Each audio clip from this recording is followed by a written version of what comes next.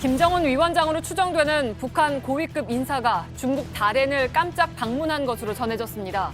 이 인사는 시진핑 국가주석을 만나 북미 정상회담 대책을 논의한 것으로 알려지고 있습니다. 미국이 우리 시각으로 오늘 밤이나 내일 오전 북미 정상회담 날짜와 장소를 발표할 것으로 알려졌습니다. 문재인 대통령은 요미우리 신문과의 인터뷰에서 김정은 위원장이 국제사회 요구를 이해하고 있으며 솔직하고 실용적이라고 말했습니다.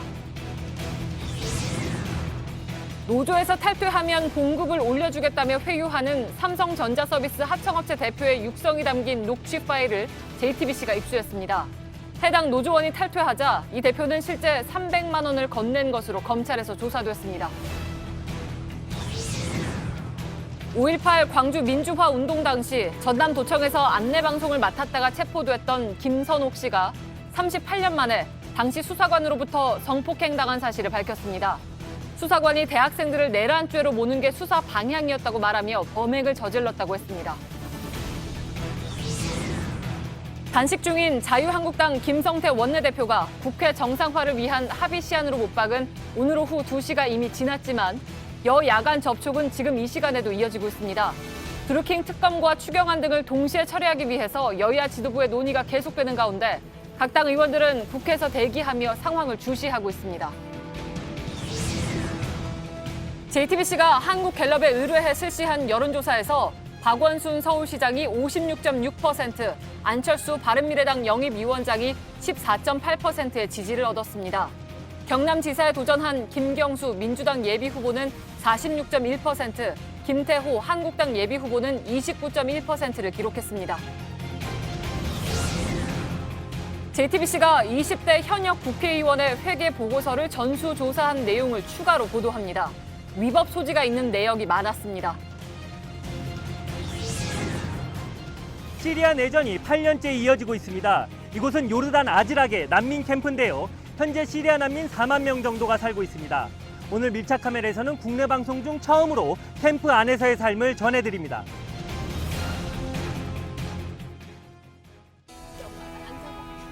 마스크가 필요 없는 세상으로. 내일을 바꾸는 현대 수소전기차. 예, 시청자 여러분, JTBC 뉴스룸을 시작하겠습니다. 북한 최고위급 인사가 중국 다롄을 방문한 것으로 확인됐습니다. 여러 가지 정황상 우리 정보 당국과 외신은 이 인사가 김정은 북한 국무위원장일 것으로 보고 있습니다. 현재 다롄에는 시진핑 중국 국가주석이 행사 참석차 가 있습니다. 북한과 중국 모두 공식 확인은 하지 않고 있지만 김 위원장과 시 주석이 40여일 만에 정상회담을 다시 가진 것으로 추정되고 있습니다. 중국 소식에 정통한 외교 소식통들도 김 위원장이 다롄에 와서 시진핑을 만났다고 JTBC 취재진에 확인해줬습니다. 이런 추정이 맞다면 북미 정상회담 날짜 발표가 미뤄지고 있는 상황에서 나온 갑작스런 김 위원장의 방중이어서 여러 가지 해석이 가능해 보입니다. 먼저 베이징을 연결해서 현재까지 들어온 소식을 확인해 보겠습니다.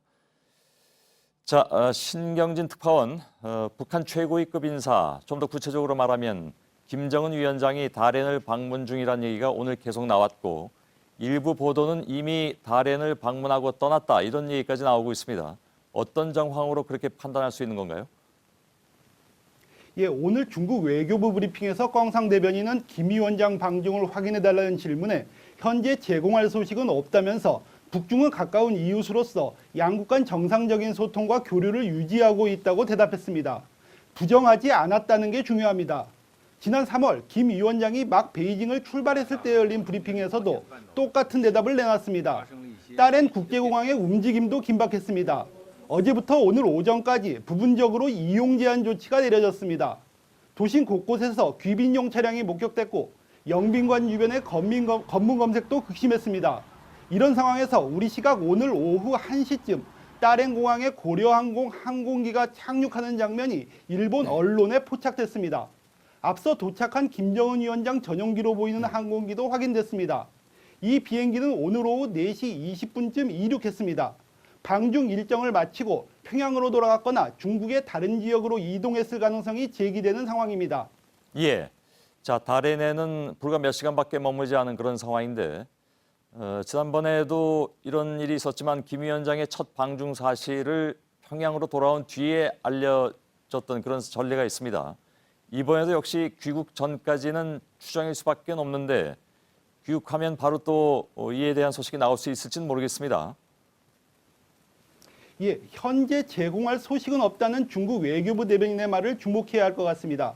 김 위원장이 평양에 도착하는 시점도 중요하지만 시진핑 주석이 베이징으로 돌아온 뒤에 동정 보도가 나가는 방식입니다.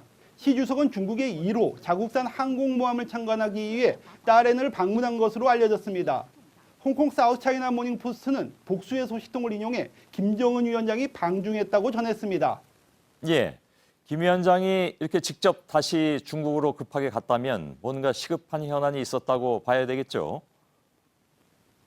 예, 북한 지도자의 연속 방중은 처음은 아닙니다. 하지만 40여일 만의 재방중은 무게감이 또 다릅니다. 북미 정상회담 장소 발표가 초읽기에 들어간 상황에서 김 위원장이 시 주석을 만나야만 하는 상황이 전개됐다고 볼 수 있습니다. 트럼프 행정부가 기존 CVID를 영구적 비핵화란 PVID로 확장하고 탄도미사일 등으로 의제를 넓히며 강하게 압박하자 중국이 필요했다고 볼 수 있습니다.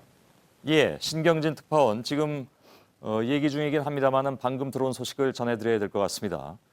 지금 북한의 조선중앙TV 그리고 중국의 언론들은 김정은 위원장과 시진핑 주석이 만났다, 다롄에서 만났다 이렇게 이미 보도가 방금 나왔습니다. 그래서 이제는 추정이 아니라 만난 사실이 확인되는 그런 상황입니다.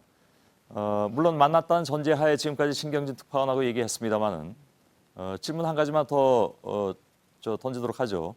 북미 간의 비핵화 담판에서 북중이 공조를 취한다는 것, 이것은 서로에게 득이 된다 이런 판단이 분명히 작용을 해서 이번에 찾아간 것이다 이렇게 봐야 될까요? 예, 핵심은 남, 북, 미 3자를 고집하던 북한이 남, 북, 미, 중 4자로 돌아섰다는 점입니다. 미국이 비핵화 협상의 문턱을 높이자 중국을 평화선언에서 배제하려던 북한이 노선을 바꾼 것으로도 해석할 수 있습니다. 북미 협상 결렬 시 중국과 공조해 최대한 현상을 유지하겠다는 메시지입니다. 한반도에서 영향력 강화를 원하는 중국은 북한의 변심이 싫지 않을 겁니다. 예, 알겠습니다. 베이징의 신경진 특파원이었습니다. 자, 말씀드린 것처럼 평양의 조선중앙TV는 방금 전에 김정은 북한 노동당 국무위원장과 시진핑 중국 국가주석이 다롄에서 만났다 이렇게 확인했습니다. 자, 따라서 저희들은 지금까지 추정으로 해서 보도를 준비해 왔습니다만은 이 시간 이후에는 확정된 것으로 여러분께 보도를 해드려야 되는 상황입니다. 자, 다롄은 북중 관계에서 역사적인 의미를 가진 곳이기도 하죠. 특히 다롄의 방추이다오는 과거에 김일성, 김정일이 덩샤오핑 등 중국 지도부와 비밀 정상회담 장소로 이용했던 곳이기도 합니다. 이희정 기자입니다. 중국의 대표적인 무역도시 다롄은 북중 친선 역사에서 상징적인 의미가 있는 도시로 꼽힙니다. 다롄 도심에서 9km 정도 떨어진 휴양지 방추이다오 섬은 북중 최고 지도자들의 비밀 정상회담 장소로 자주 이용되었습니다. 김정일 위원장은 2010년 5월에도 방중길에 나서며 다롄을 가장 먼저 방문했습니다. 당시 리커창 부총리와 만찬 회동을 가져 주목을 받았습니다. 1983년 김정일 위원장이 후계자로서 공식적으로 첫 선을 보인 곳도 방추이다오 섬 내 영빈관입니다. 김일성 전 주석과 덩샤오핑도 회동 장소로 방추이다오를 골랐습니다. 북한 최고위급 지도자가 북미 대화를 앞두고 방문한 지역이 다롄이라는 점은 이런 이유로 더 주목을 받습니다. 북한은 대미 협상력을 강화해야 할 입장이고 중국 역시 자국 영향력을 유지해야 하는 입장인 만큼 사전 교감이 필요했을 것이란 분석이 나옵니다. JTBC 이희정입니다. 자, 이번엔 청와대를 연결해서 김정은 위원장의 방중과 관련한 입장을 알아보겠습니다. 일사천리로 될 것 같았던 북미 회담이 뭔가 좀 숨고르기에 들어간 듯한 분위기 속에서 이렇게 김정은 위원장이 갑작스럽게 중국을 방문하자 청와대도 좀 신경이 쓰이는 상황인 것 같습니다. 이성대 기자를 연결하겠습니다. 자, 이성대 기자, 방금 조선중앙TV에서 김정은 위원장이 중국을 방문해서 시진핑 주석과 정상회담을 했다 이렇게 보도가 나왔습니다. 청와대는 반응이 나왔습니까 혹시? 일단 이 보도가 나온 지 얼마 되지 않아서 청와대는 지금 북한의 보도를 파악하고 있는 걸로 알려지고 있습니다. 조만간 청와대에서 공식 입장이 나올 걸로 파악이 되고 있고, 그전에 청와대에서는 북한 김정은 위원장이 중국을 다시 방문했을 거라는 소식에 무게를 두고 상황을 면밀하게 파악하고 있었습니다. 다만 외교관리상 청와대가 공식 입장을 먼저 밝힐 수는 없다는 상황에서 발표를 하지 않았던 겁니다. 지난 3월 김정은 위원장의 방중 당시에도 중국이 공식 발표하기 약 10여 분 전에 김정은 위원장의 중국 발표 사실을 발표한 바 있습니다. 예, 이번에는 혹시 뭐 10여 분 전이든 언제든 우리 쪽에 중국 쪽에서 아무런 전갈이 없었을까요? 어떻게 봐야 됩니까? 아직 알 수 없습니까? 그거는? 예, 일단 그 부분에 대해서도 조만간 청와대가 입장을 밝힐 걸로 보이는데, 오늘 하루 청와대 기류를 취재해 보면 청와대에서는 김정은 위원장의 방중 가능성을 반반이다, 상당히 가능성에 무게를 둔 상태에서 면밀히 상황을 파악하고 있었다, 이렇게 이야기를 한 바는 있습니다. 예. 자, 북미 회담을 앞둔 시점에서 아무튼 이번 김 위원장의 급작스러운 방중, 이게 굉장히 관심을 끌 수밖에 없는 상황인데, 청와대는 그런 사안에 대해서는 어떻게 판단을 하고 있습니까? 일단 지난 3월 방중 때는 환영하는 분위기였지만 이번에는 조금 신중한 기류가 느껴집니다. 지금 온통 관심이 북미 회담 일정 발표에 쏠려 있는 상황에서 북한과 중국이 갑자기 정상회담을 한 데다 시진핑 주석의 답방이 아니라 김정은 위원장이 다시 중국을 방문한 터라서 시기와 형식 모두에서 현재까지 진행되는 상황들과 좀 다른 게 아니냐는 분석입니다. 만약에 일각의 분석처럼 북한이 중국을 배경 삼아서 미국에 대한 협상력을 높이고 중국 역시 이른바 차이나 패싱에서 벗어나 한반도 문제에 대해서 지배력을 높이려는 양측의 이해관계가 맞아떨어진 정상회담이라면 앞으로 있을 북미 정상회담이 예상보다 조금 더 힘들어지는 게 아니냐는 우려도 조금씩 나오고 있습니다. 예. 그런데 이렇게 생각하는 건 어떨지도 모르겠습니다. 혹시 이 내용에 대해서 이성대 기자가 얘기할 수 없다면 얘기 안 해도 되는데요. 이런 거죠. 그러니까 지금 북한과 미국 간의 정상회담을 앞두고 사전 실무회담이 왔다 갔다 하는 상황에서 북한 쪽에서 중국을 좀 갔다 와야 되겠다라는 상황이 있었고, 그래서 미국에서는 이 북미 회담의 장소나 날짜를 아직까지 미루면서 발표를 안 했을 가능성, 다시 말하면 북미 회담 일정 발표가 늦어지는 것이 오늘 방중과 혹시 연관이 있을 수도 있지 않겠냐라는 시각도 가능한데 어떻게 볼 수 있을까요? 일단 그 부분에 대해서는 청와대 관계자가 명확하게 공식적인 언급을 하지 않았기 때문에 조금 더 취재를 해봐야 될 부분인데, 방금 앵커가 말한 것처럼 북한이 김정은 위원장의 전격 방중 때문에 북미 회담 일정을 좀 늦게 발표해달라고 미국 측에 요청할 가능성 거론되고 있습니다. 설사 그렇지 않더라도 미국 측에서는 이 사실을 사전에 알고 북미 회담 일정 발표에 조금 신중해졌을 수 있다, 이런 가능성도 거론되고 있습니다. 예. 자, 아무튼 뭐 어떻게 생각하든지 간에 상황은 진전되고 있는 것 같고, 그렇다면 트럼프 미 대통령이 얘기한 북미 정상회담의 장소와 날짜 다 정해졌으니까 발표만 하면 된다라는 것이 지금 며칠 늦어진 상황인데, 빠르면 오늘 밤이나 내일에 나올 가능성도 이제는 있는 거군요. 그렇다면. 그렇습니다. 청와대 관계자는 이번 주 초에는 발표될 걸로 본다. 다만 이 발표는 트럼프 대통령이 트윗이 아니라 공식 발표 형식을 취할 거다라고 이야기를 하고 있는데, 결국에 북미 회담이라는 본 게임을 앞두고 북미 양측이 최대한 안전판을 확보하려는 상황에서 결국 북미 회담 일정이 지연되는 게 아니냐, 이런 분석들이 청와대 안팎에서는 나오고 있습니다. 예, 알겠습니다. 이성대 기자였습니다. 문재인 대통령은 내일 오전 도쿄에서 열리는 한중일 정상회담에 참석합니다. 청와대는 일본의 아베 총리, 중국의 리커창 총리와 회동을 마친 뒤에 판문점 선언을 지지하는 내용의 공동 성명을 채택할 예정이라고 밝혔습니다. 예, 여러 가지 정황상 오늘 다롄을 방문한 북한 최고위급 인사는 김정은 위원장인 것으로 추정된다고 보도를 해드린 것이 불과 몇 분 전인데, 이제는 최종 확인이 돼서 김정은 위원장이 중국을 방문해서 40여일 만에 시진핑 국가주석과 회담한 것으로 확인되고 있습니다. 자, 굉장히 급박하게 여러 가지 일들이 돌아가고 있는 상황인 것 같은데요. 한동대 김준영 교수와 함께 이 상황을 좀 짚어보고 예상도 해볼 필요가 있을 것 같습니다. 김준영 교수님. 네, 안녕하십니까. 예. 북미 정상회담 준비에 저희가 직간접적으로 참여하셨다고 설명을 지난번에 드렸는데 그건 좀 너무 과장된 것이다라고 말씀은 하셨습니다만은 그래도 전혀 관련 없는 분들보다는 훨씬 더 관련이 돼 있으신 분이어서 네. 거기에 기대서 우선 좀 질문을 드리도록 하겠습니다. 왜 갔을까요, 김정은 위원장은 오늘? 저도 좀 의외라서 아까 사실 그 안 밝혀졌으면 제가 뭔가를 드리려고 했는데 예. 중국의 유력한 이제 언론인이 소문은 정확하다 이렇게 얘기를 했었거든요. 아, 김정은 위원장의 방송이 1시, 2시 정도에서 제가 문의를 해보니까 그렇게 얘기를 했었거든요. 그래서 예. 거의 김정은이라고 생각을 했는데요. 예. 좀 의외이긴 하지만 이거를 지금 북미 간의 어떤 협상의 갈등 국면에서 SOS로 갔다 이렇게 좀 구도로 보는 건 좀 무리가 있다고 저는 생각을 합니다. 예. 왜냐하면 그렇게 보면 저는 지난번은 보험적 성격이 컸다고 보는데요. 근데 만약에 지금 우리가 되돌아보면 트럼프는 이미 장소와 그래서 거의 결정했고 아주 잘 될 것이라고 얘기를 했는데 예.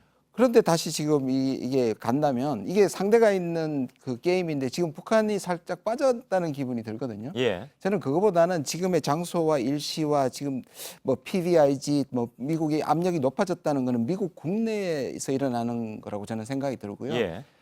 대부분 아주 기초적이고 아주 중요한 거는 이미 북미 간에 저는 상당한 타결을 했기 때문에 그 장소 얘기가 나왔고 날짜 얘기가 나왔고 잘 될 것이라고 예측이 나왔기 때문에 통상적으로 보면 당연히 그렇죠. 예, 그러니까 예. 지금 우리 전체 분위기에 분석하는 거에 뭔가 이 북미 간에 안 되니까 SOS다. 이거는 좀 무리한 추정이라는 저는 생각이 들고 만약 근데 그렇게 다만 그렇게 얘기가 나온 것이 네. 요 며칠 사이여간에 네. 존 볼턴이라든가 이런 사람들이 굉장히 좀 그 다양한 요구 사항을 내놨단 말이죠. 네, 네, 네. 생화학무기라든가 심지어는 인공위성도 파괴하라 뭐 이런 요구들이 나오면서 이른바 강경파들이 더 강경한 요구 조건을 내걸고 있어서 북미 회담이 조금 덜컹거리는 것이 아니냐라는 예상 때문에 그런 얘기들이 나온 것 같습니다. 예, 맞습니다. 근데 그걸 보면 저는 그걸 비유를 한다면 이렇게 카페트 위에 지금 트럼프가 위에 앉아 있고 사실 누르고 있는 형국인데 예. 뭔가 잘 되는 것 같고 북한이 계속 양보를 하니까 이 지점에서 반대하는 사람들이 인권 문제도 들고 나오고 그다음에 이제 뭐 여러 가지 문제를 지금 계속 하는 그런 국면인 것 같고요. 그래서 말씀드린 것처럼 그렇다면 왜 그러면 이 지점에 김정은이 갔는가? 저는 김정은이 훨씬 큰 그림을 그리고 있다고 생각합니다. 예. 단순히 이 문제뿐만 아니라 물론 기싸움 측면이 저는 없다고는 부정하지 않는데 없다고 생각하지는 않는데요. 뭐냐 하면 결국 이 이후에 동북아 전체에서 북한이 어떻게 할 것인가. 지금까지는 친미 접근만 얘기했지 않습니까? 근데 이 문제가 이제 타결이 된다면 저는 어느 정도 타결이 된다고 보고 있는데 김정은이 그렇게 판단한다면 미국만 끌어들일 것이냐 아니면 미중 사이에서 균형 외교를 할 것이냐가 이미 그 외교가 저는 시동을 건 것이 아닌가 그런 생각이 좀 듭니다. 지난번에 왜 그 남북 정상회담에서 북미 남북미 혹은 남북미 중 즉 3자 혹은 4자 얘기가 나왔을 때 그 당시 북한의 입장은 무엇이었습니까? 그러니까 중국을 넣자는 것이었습니까? 빼자는 것이었습니까? 2007년부터 사실상 북한은 꾸준히 이제 중국을 빼자는 것이었는데요. 그거는 지금까지 어떻게 보면서 절대로 말씀 중에 잠깐 죄송합니다. 이거는 오늘 그림입니다. 그러니까 벌써 그림이 지금 들어온 상황인데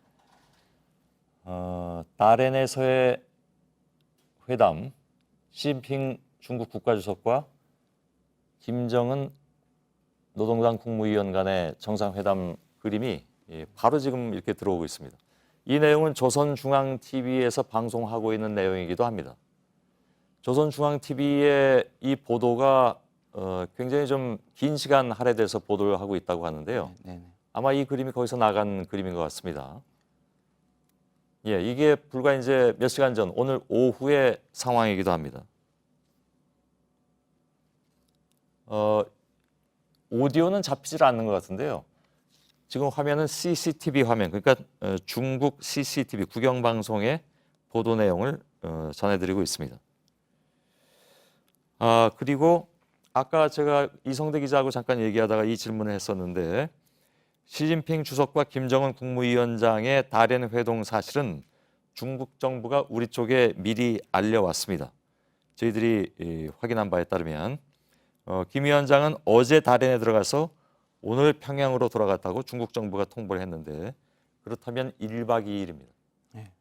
이거는 글쎄요. 이거 어떻게 봐야 될지 모르겠는데 오늘 나온 얘기는 오후 1시 혹은 12시쯤에 그랬었죠. 다롄의 공항에 도착한 걸로 돼 있거든요. 네. 그런데 지금 확인해 주는 것은 어제 이미 김정은 위원장이 들어가서 오늘 회담하고 오늘 저희들이 그 일본 TV NHK 방송을 통해서 확인한 바에 따르면 4시 반경에는 뜬 걸로 돼 있거든요. 네네. 그 공항에서. 네. 그렇다면 훨씬 더 급작스럽다기보다도 매우 네. 계획이 잘 돼 있는 예. 그런 것 회담이 같은데요. 아니었나 싶네요. 네네. 일단 보기에는. 자, 제가 지금 말씀드린 것은 청와대에서 내놓은 내용들입니다. 예, 저희가 봐서 청와대 연결을 조금 이따 다시 좀 해야 될 것 같습니다. 청와대 이성대 기자를 좀 스탠바이 시켜줘야 될 것 같은데요. 취재를 좀 마저 해서 저희들이 가능한 한 빨리 청와대 입장을 좀 더 들어봐야 될 것 같습니다. 이미 청와대가 알고 있었다는 얘기니까 네네네. 뭐 외교 관례상 이걸 미리 발표할 수는 없었지만 네. 다 알고 있고 무슨 얘기가 오가는지도 아마 체크가 됐을 것 같은데 그 얘기는 저희가 잠시 후에 듣도록 하겠습니다. 아까 저희들이 나눴던 말씀을 조금 더 계속해야 될 것 같습니다. 네. 예. 그 3자 사전은 이미 2007년에 김정일 노무현 대통령 사이에서 있었고요. 알려지기로는 우리가 4자를 얘기를 했고 북한이 3자를 얘기했고요. 예. 이번에는 그 3자에 혹시 우리가 빠질까 봐 우리 남북미 중이라고 이제 적시를 했고요. 예. 그런데 제가 보기엔 여기서 그 절대로 안 된다라는 식의 중국 배제로는 아니었던 걸로 압니다. 북한도. 예. 북한은 기본적으로 미국을 끌어들여서 중국과 균형을 하자는 것이니까 예. 그 레버리지를 사실 사용한 것이고 그리고 국내에 알려진 것처럼 중국이 패싱을 걱정하는 정도는 아니었거든요. 예. 저는 오히려 이 국면에서 뭔가 세력 변동이 일어나는 국면에서 북한과 중국이 자기 이익에서 이게 한 집의 축을 만드는 과정이 일지 않을까 이렇게 보여집니다. 예. 알겠습니다. 지금 계속 CCTV에서 방영됐던 장면이 나오고 있습니다. 이건 그 바깥에서 만나는 장면인 것 같은데. 예. 다롄항 같은데요. 예, 다롄 항에 두 사람이 만나서 담소를 나누는 장면입니다. 이게 정식 회담은 아닌 것 같고요. 아까 정식 회담 장면은 나갔는데 아마도 그 전이나 그 후의 장면으로 추정이 됩니다. 자, 보면 아까 이제 제가 말씀드릴 때 급작스러운 방문은 아닌 것 같다. 미리 잘 계획된 것 같다라고 말씀드렸던 것이 이 화면에서도 어느 정도는 좀 증명이 되는 것 같습니다. 또 뭔가 지금 도보다리의 회담을 좀 연상시키는 굉장히 그러네요. 가까운 모습을 연출을 하고 예. 있는데요. 이거는 그만큼 북중 관계가 그만큼 혈맹 관계라는 것을 좀 더 확고히 하고 내외 천명하고 싶은 그런 장면인 것 같긴 합니다. 네. 그렇죠? 예, 이제 두 사람이 앉아서 담소를 나누고 있는 장면인데 역시 옆에 김여정 부부장이 앉아 있는 모습이 보이고요. 김여정 부부장은 정말 이렇게 표현하면 어떤지 모르겠습니다만은 빠지는 데가 없군요. 그림자네요. 그림자 수행인데요. 예. 자, 이거는 단지 며칠 동안에 준비된 회담 같지도 않습니다. 네. 꽤 시간을 들여서 나름 준비해서 만난 그 모든 장면들이 다 계획된 장면들이잖아요. 네. 자, 문제는 저기서 어떤 얘기를 나누느냐가 사실 가장 중요한데 추측해 볼 수 있을까요? 아마도 쉽진 않겠습니다만. 그 지금 북미 정상회담을 앞두고 계속 나오는 것이 지금 중국과의 관계지 않습니까? 예. 근데 이게 중국을 이해시킬 필요가 있는 것이 이거를 카드로 사용해서 중국을 압박하는 것일 수도 있지만 중국에게 우리는 친미 접근이 미국으로 가는 것이 아니라는 상황을 상당히 그 설득을 해야지 사실상 북미 회담이 역설적으로 성공을 하는 것이고. 예. 그러니까 중국이 방해꾼이 되지 않게 하기 위해서라도 중국을 사실상 이 그림 안에 집어넣어야 된다는 판단을 한 것 같고요. 예. 실제로 지금 미국이 압박이 있는 상황에서 중국은 지금부터 계속 같이 가야 할 동반자라는 걸 확실히 보여주는 측면이 있는 것 같습니다. 또 한 가지 이 얘기만 김 교수님하고 나누도록 하죠. 지금 이 중국에서 벌어진 이 회담이 미국과 전혀 예기 없이 했을 것이냐. 왜냐하면 아까 제가 이성대 기자하고 얘기할 때 청와대 쪽에서 그 답변이 나오진 않았지만 네네. 만일 청와대도 중국 쪽에서 먼저 이렇게 통보를 다 하고 격식을 갖춰서 한 것이라면 이 회담도 지금 북미 간의 정상회담을 앞두고 물밑 대화가 분명히 있었을 텐데 네네. 또 있었고요, 실제로. 실제로 있었습니다. 네. 최근까지도 분명히 있었다고 본다면 그 전제하에서 본다면 이 회담도 미국 쪽에서 알고 있지 않았을까 하는 것이죠. 예, 저는 그렇게 생각합니다. 예. 뭐 이렇게까지 표현할 수도 있을 것 같아요. 저는 적어도 북미 공조는 아니지만 트럼프와 김정은은 공조가 이루어지고 있다. 예.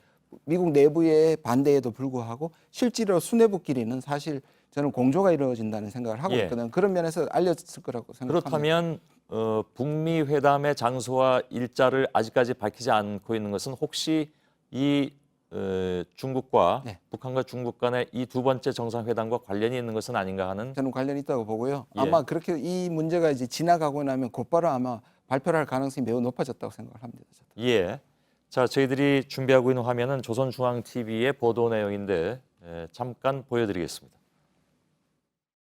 위원장 조선민주주의인민공화국 국무위원회 위원장 김정은 동지와 중국 공산당 중앙위원회 총서기 중화인민공화국 주석 석분평 동지의 역사적인 상봉은 두 나라 로세 대통령들에게 친히 마련하시고 빛나는 모범을 보여주신 조중 최고위급 상봉의 훌륭한 전통을 소중히 여기고 빛나게 계승해 나가며 두 당 두 나라의 전략적 선택인 조중 친선을 새 시대의 요구에 맞게 보다 활력 있게 전진시켜 나가는 데서 중요한 계기로 됩니다.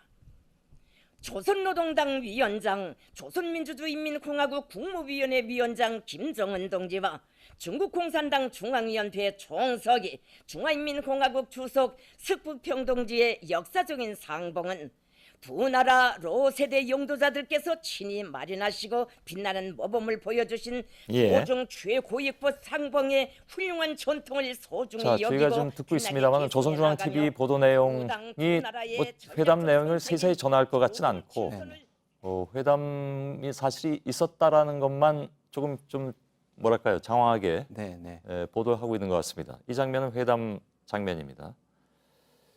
예, 일단 여기까지 좀 듣도록 하죠.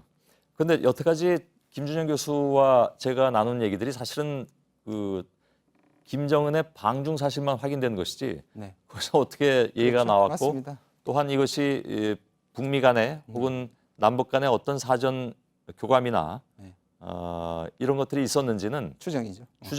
어디까지나 추정이라는 것을 다시 한번 좀 말씀드리는데 다만 분명한 것은 이 회담이 얼핏 봐도 급작스럽게 된 것은 아니다라는 것은 뭐 틀림이 없어 보입니다.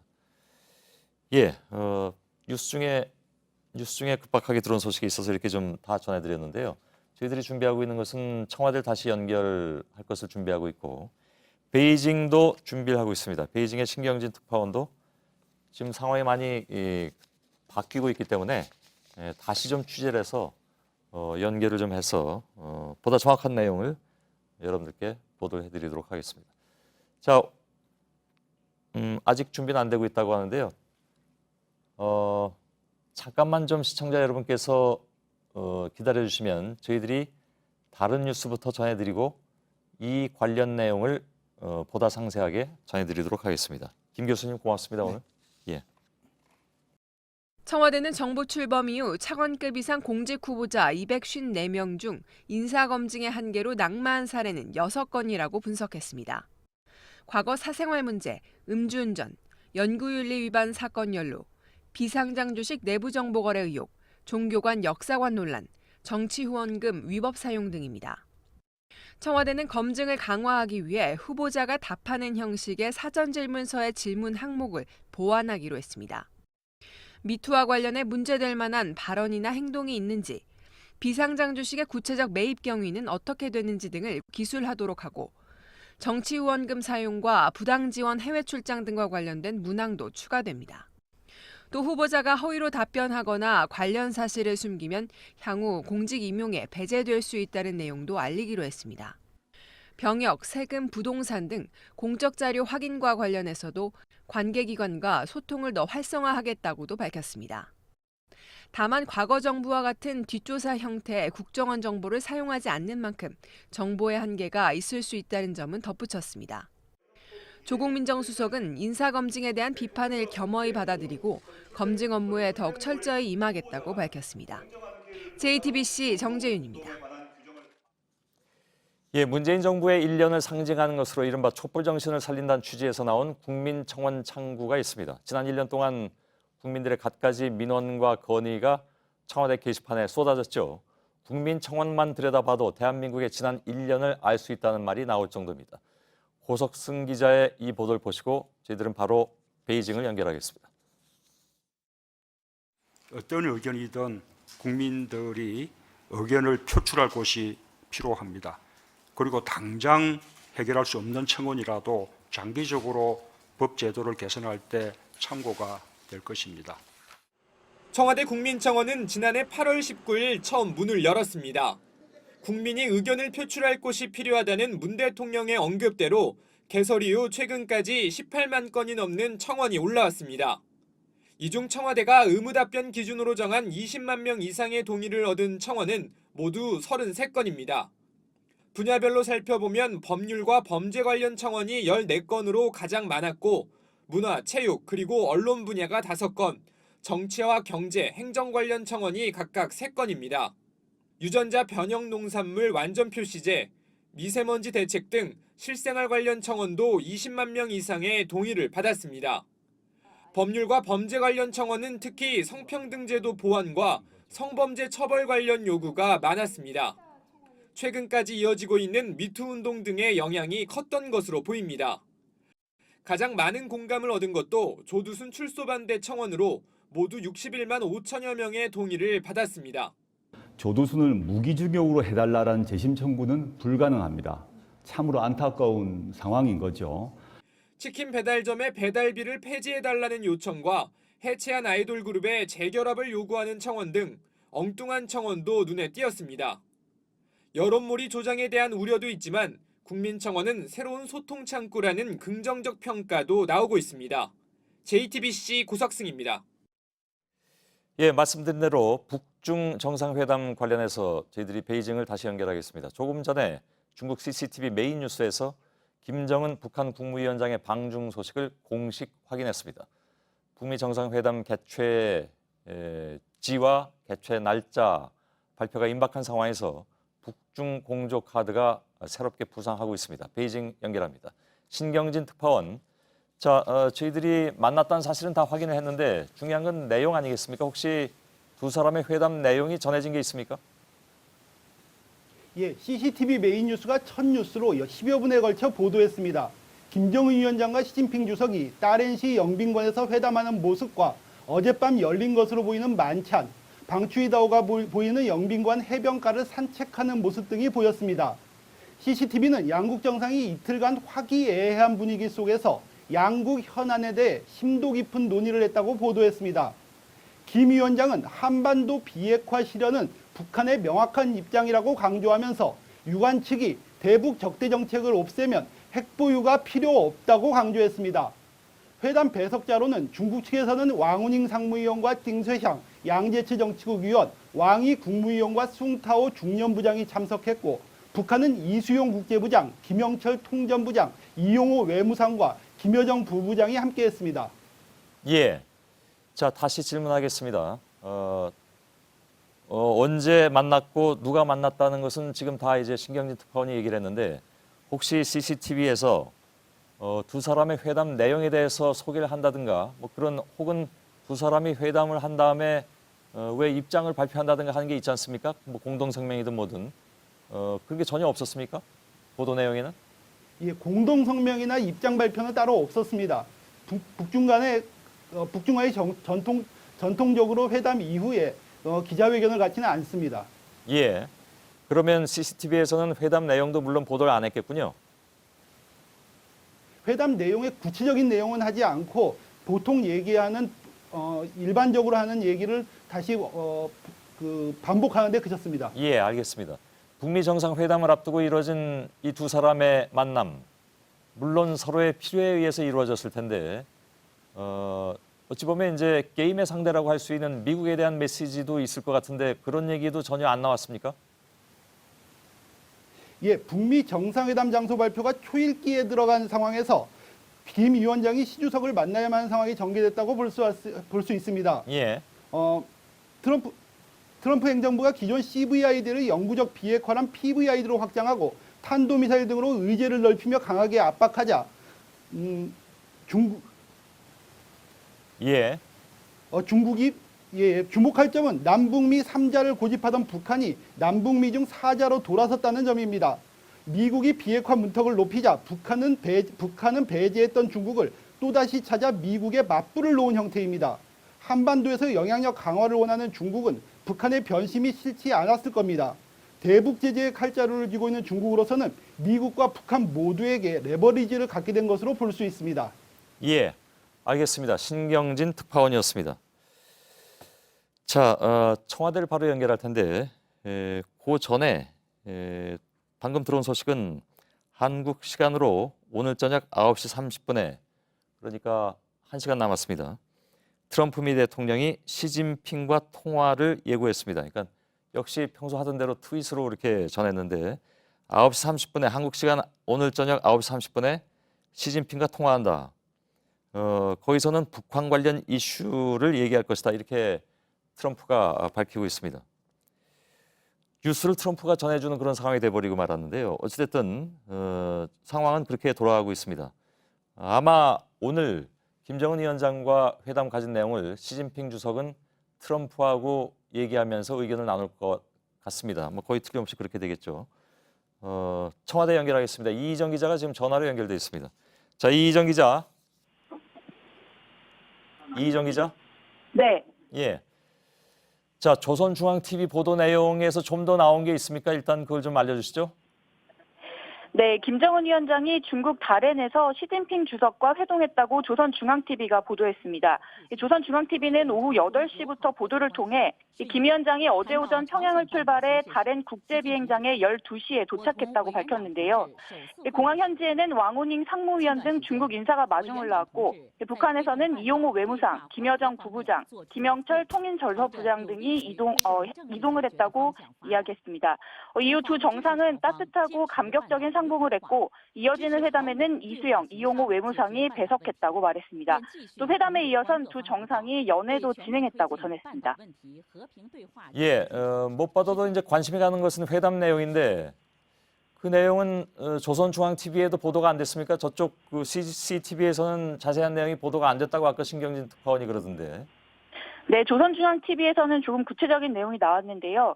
김정은 위원장은 회담에서 심각한 변화가 일어나고 있는 조선 반도 추정 정세 추이에 대해 분석과 평가를 하고 이 조중 사이의 전술적인 협동을 보다 적극적으로 또 치밀하게 강화해 나가기 위한 방도들에 대해 말했다고 전했습니다. 다만 TV는 직접적으로는 이 핵 문제나 북미 회담에 대한 대화 내용은 전달하지 않고 있는 상황입니다. 예. 이런 가운데 시 주석은 이 자리에서 중국과 북한 두 나라는 운명 공동체이며 변함없는 순치의 관계라고 강조했다면서 이 북한의 전략적 노선 변화를 지지한다는 뜻을 밝혔다고 TV는 전했습니다.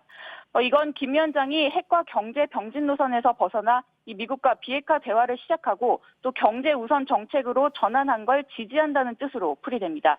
이 시 주석은 그러면서 지역의 평화와 안정을 위해 일관된 노력을 하겠다고 밝혔다고도 전했습니다. 예, 알겠습니다. 이희정 기자가 지금 정치부에서 취재를 하고 있는데 전화로 연결했습니다. 제가 청와대라고 잘못 말씀드렸죠. 이제 청와대를 연결하겠습니다.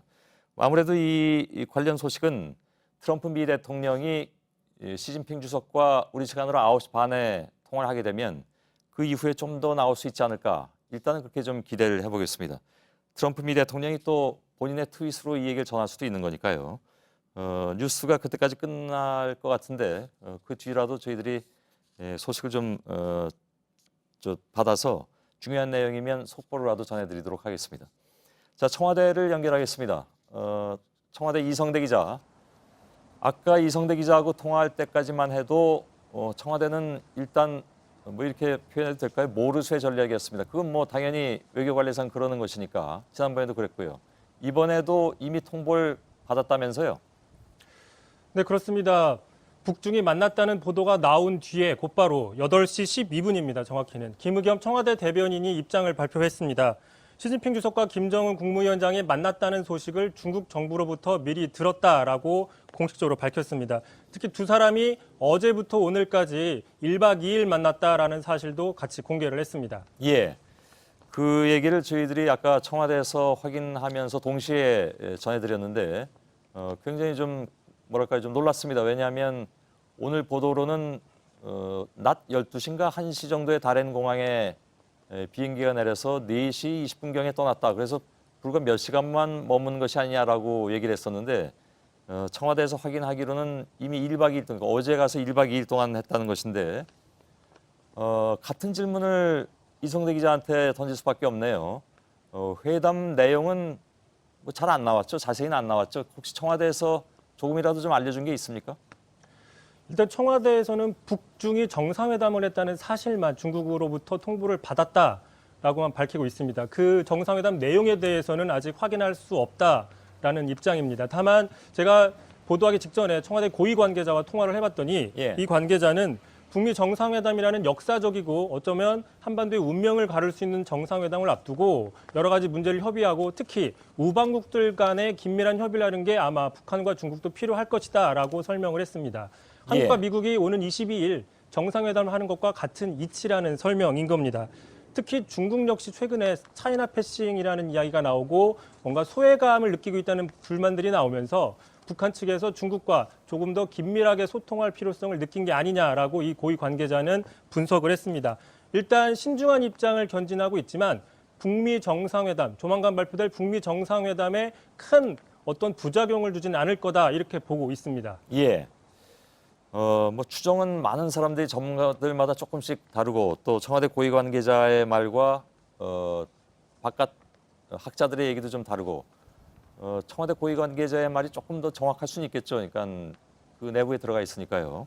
일단 그렇게 듣겠습니다. 근데 북미 정상회담 장소 일정 이 발표가 이거 아까 잠깐 얘기 나눈 겁니다만은 이번 북중 정상회담 오늘 있었던 그 회담 때문에 늦어진 것이 아닌가 하는 분석이 당연히 나올 수 있는데 그건 어떻게 봐야 될까요?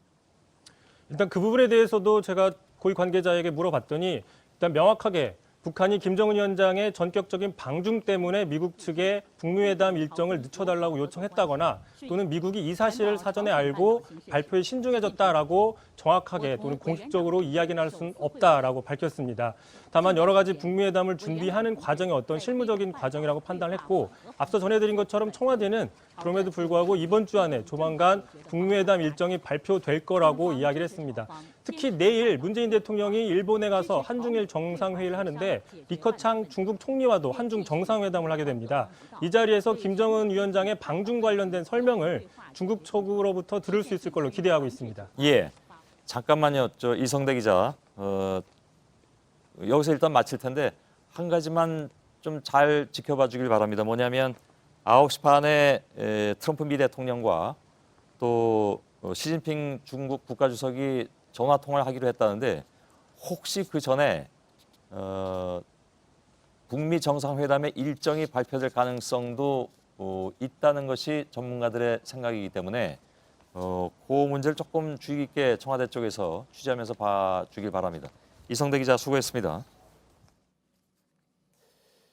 예, 저희들이 관련 소식은 속보가 들어오는 대로 뉴스 시간 내에 다시 또 처리를 해드리도록 하겠습니다. 준비된 소식으로 들어가겠습니다. 오늘 다시 삼성의 문제입니다. 삼성의 노조 파괴 공작에 대해서는 지난 2013년 10월에 저희들의 첫 보도 이후에 최근에도 지속적으로 보도를 해드렸습니다. 오늘 저희는 삼성전자 서비스 측이 노조 탈퇴를 유도하기 위해서 돈으로 직원들을 회유하는 정황이 담긴 녹취 파일을 입수해서 전해드립니다. 먼저 이지혜 기자입니다. 삼성전자 서비스의 영등포센터 박모 팀장은 2015년 11월 노조원 A씨에게 노조 활동이 나쁘다며 회유를 합니다. 하기 전에 보다 나빠지는 게 뭐냐 하면 공급이 줄어들었다는 거. 기본급은 올라가 있는 상황이고 공급이 줄어들었다는 거. 콜이 일단 죽어버렸다. 노조 탈퇴를 위한 여러 명분도 얘기합니다. 들어가는 것도 명분이 필요한데 나오는 것도 명분이 진짜 필요해요. 명분은 저는 결혼을 앞두고 여자친구가 있기 때문에 내가 먹고 사는 부산이 있도록. 그러더니 월급이 올라갈 수 있도록 사장에게 얘기해 돕겠다고 합니다. 200이 받는 거는 300이 반밖에 해줘야 돼요. 이런 친구가 나한테 이렇게 하면서 이걸 주고 이런 내용을 나한테 전달했는데 다음 하시겠습니까? 물어봐요. 말은 안 하는데 분명히 뭐가 챙겨서 A씨가 노조 탈퇴에 대해 머뭇거리자 확신을 만들어주기 위해 돈을 더 받을 수 있다고 한 겁니다. A씨는 어제 검찰 조사를 받으면서 사측의 이 같은 회유 정황을 자세히 진술했습니다. JTBC 이지혜입니다. 노조를 탈퇴하면 봉급을 올려주겠다는 말은 약속에만 그치지 않았습니다. 저희가 확보한 노치 파일에는 하청업체 대표가 현금 300만 원을 들고 노조원의 집을 직접 찾아가 전달했다는 내용도 담겨 있습니다. 검찰은 오늘 하청업체 대표 등을 불러서 이 돈의 성격과 배경을 추궁하고 있습니다. 심수미 기자입니다. 삼성전자 서비스의 영등포센터 대표는 2015년 11월 탈퇴한 조합원 A씨에게 약속한 돈을 주겠다며 주소를 묻습니다. 지난번에 얘기했던 거 어차피 가서 저기 더 낫잖아 싶어서 뭐 아까 한두 시간 걸릴 수 있겠다. 내가 지금 갈 테니까 내 전화는 받아. A씨는 집 근처 공터에서 대표를 만나 300만 원을 건네받았다고 JTBC 취재진에게 밝혔습니다.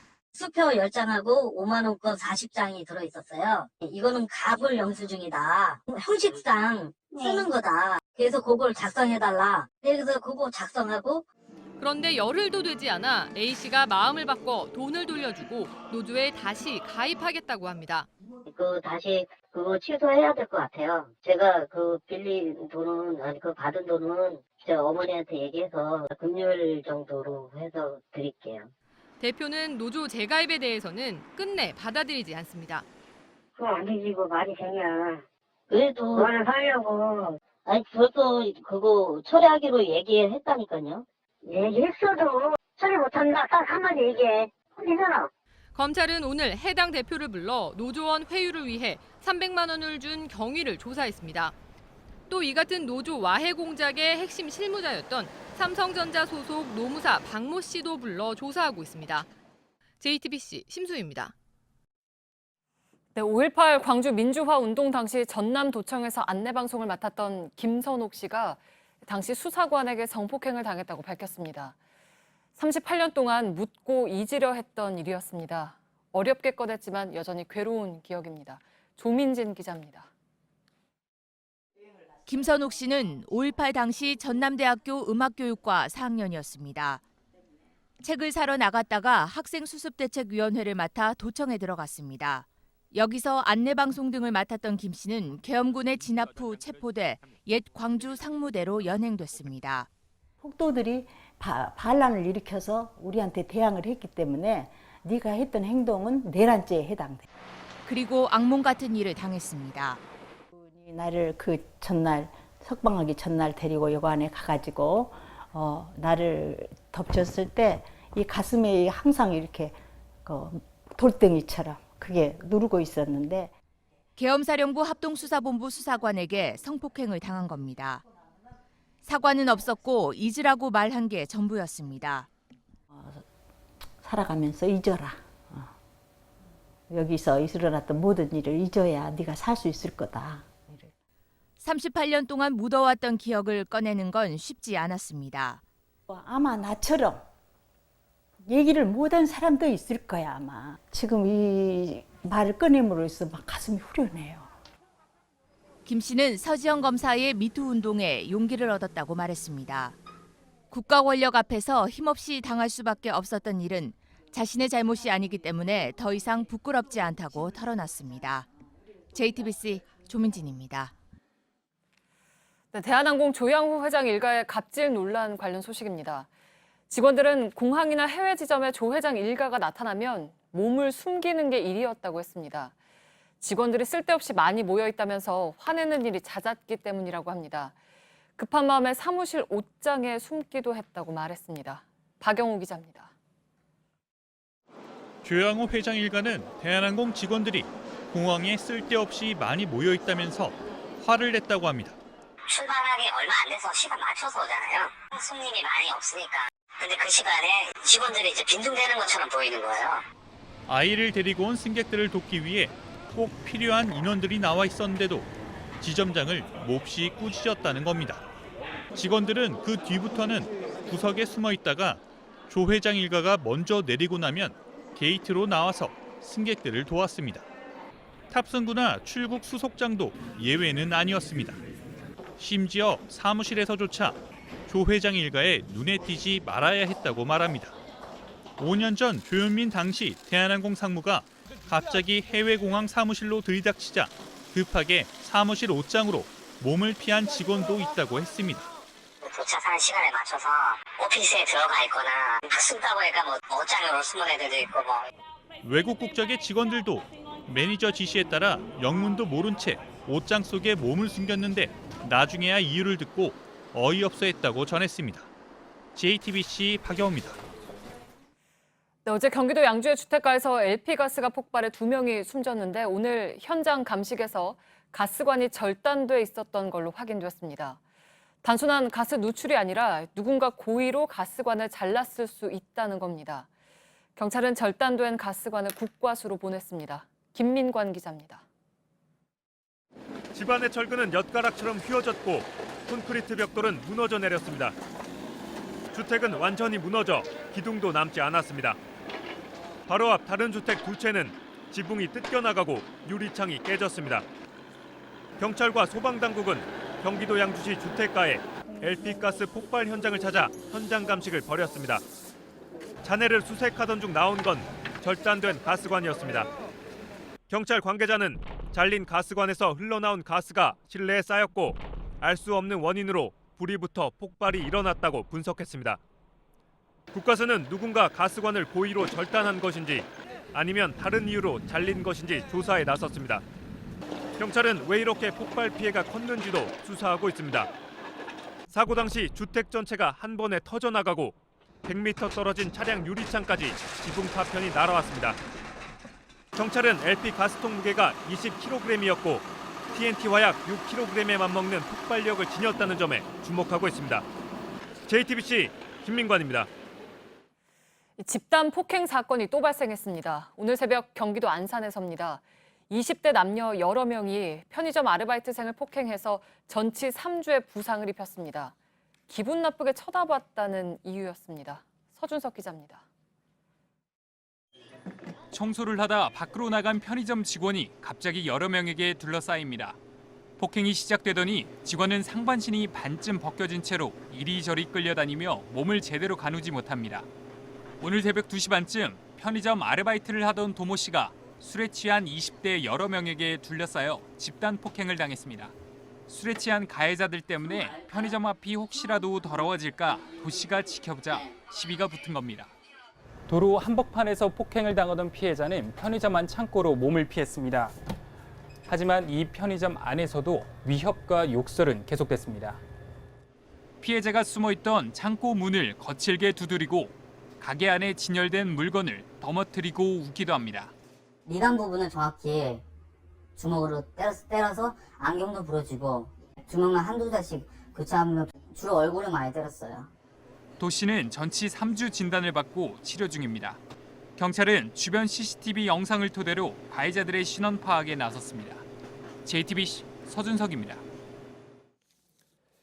예, 드루킹 특검을 놓고 첨예하게 맞서고 있는 여야가 국회 정상화 시한을 오늘 오후 2시로 정한 바 있죠. 이 시간은 이미 훌쩍 넘겼습니다. 그러나 여야는 아직 협상을 이어가고 있고 의원들은 멀리 가지 말라고 대기령이 내려진 상태입니다. 그러니까 뭔가 결과가 나올 듯한 상황인 것 같긴 합니다. 국회 취재기자를 연결해서 현재 상황을 알아보도록 하죠. 유한울 기자. 자, 뒤쪽에 천막이 보입니다. 자유한국당 노숙 농성자인 것 같은데 오늘 철수하기로 했다고 들었는데 아직 협상이 계속되느라고 철수를 안 한 모양이죠? 네, 그렇습니다. 지금 이곳은 김성태 한국당 원내대표가 엿새째 단식 노숙을 이어가고 있는 천막 앞입니다. 지금 김 원내대표는 의원총회에 참석하느라고 잠시 자리를 비운 상태입니다. 원래 오늘 오후 2시를 이 단식 농성과 협상의 마지 노선으로 제시했었는데요. 이 여야 협상이 완전히 결렬되지는 않은 만큼 이 단식 농성을 철수하지 않고 있습니다. 예. 여야가 오늘 여러 차례 만나서 협상을 계속한 것으로 알고 있습니다. 드루킹 특검하고 추경을 어떻게 처리하느냐, 이게 가장 큰 쟁점이죠?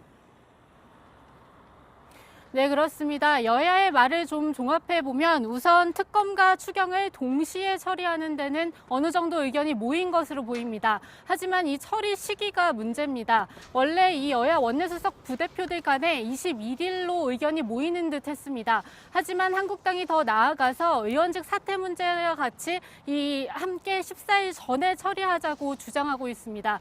이 부분에 대해서 지금 당내 의견 조율이 각각 이뤄지고 있고 이 때문에 회동이 중단된 상황입니다. 하지만 여야 모두 오늘 추가 협상 가능성을 열어놓고 있는 만큼 막판 협상 타결 가능성도 아예 배제할 수는 없습니다. 그런 만큼 지금 의총을 진행하는 한국당 외에 다른 정당들도 이 소속 의원들에게 국회 내 대기령을 내려놓은 상태입니다.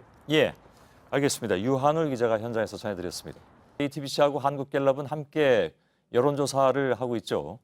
그 여론조사 결과를 또 오늘 전해드릴 순서가 됐는데 지난달에 했던 서울과 경남을 다시 한번 조사를 해봤습니다.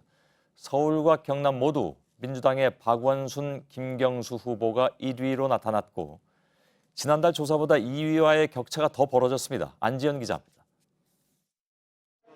먼저 서울 시민에게 물은 여론조사 결과입니다. 민주당 박원순 시장이 56.6%로 2위 안철수 후보와는 40%포인트 넘게 차이가 났습니다. 1, 2위 후보 간 격차는 한 달 전 조사 때보다 더 벌어졌습니다. 특히 지난 조사에서 2위를 기록했던 안철수 후보의 경우 이번 조사에서 6%포인트 넘게 떨어지면서 김문수 후보와 함께 2위권을 이뤘습니다.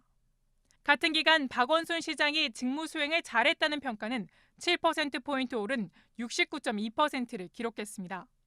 경남 역시 1, 2위 격차가 벌어졌습니다. 드루킹 사건 후 실시한 2주 전 여론조사에선 김경수, 김태호 두 후보의 지지율은 오차 범위 내 접전 양상이었습니다. 이번 조사에서는 김경수 후보는 46.1%, 김태호 후보는 29.1%를 기록해 17%포인트 격차를 기록했습니다. 보수층에선 김태호 후보에 대한 지지율이 10%포인트 넘게 줄어든 58.2%를 기록한 반면 진보층에서는 김경수 후보에 대한 지지율이 73.7%로 집계된 데 따른 결과입니다.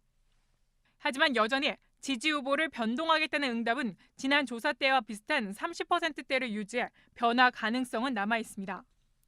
다만 김경수 후보를 계속 지지하겠다는 응답은 같은 기간 4%포인트 늘어난 반면 김태호 후보의 경우 5%포인트 넘게 빠졌습니다. JTBC 안지연입니다. 서울 강남의 한 피부과에서 시술을 받은 환자 20명이 집단 폐혈증 증세를 보여 병원 치료를 받고 있습니다. 시술 과정에서 맞은 프로포폴 주사제가 변질됐을 가능성이 있다는 진술이 나왔습니다. 경찰과 질병관리본부가 합동 감식을 벌였습니다. 어환희 기자입니다.